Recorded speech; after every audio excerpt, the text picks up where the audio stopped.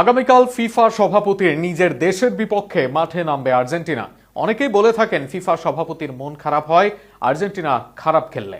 তবে আগামীকাল যেন অগ্নি পরীক্ষা ফিফা সভাপতির জন্য, কেননা তার নিজের দেশ সুইজারল্যান্ডের মুখোমুখি হবে স্ক্যালোনির দল। সেক্ষেত্রে স্ক্যালোনির দলে আসবে পরিবর্তনও। আরও থাকছে প্রতিবেদনে।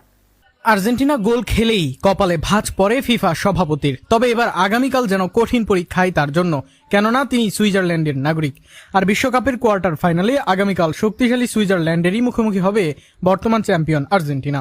কনসাস সিটির মাঠে অনুষ্ঠিত হতে যাওয়া গুরুত্বপূর্ণ এই ম্যাচকে সামনে রেখে শেষ মুহূর্তের প্রস্তুতি নিচ্ছেন লিওনেল স্ক্যালোনির শিষ্যরা। নকআউট পর্বের আগের দুই ম্যাচে জয় পেলেও প্রত্যাশামতো সন্ধান দেখা যায়নি আলভিসিলেস তাদের।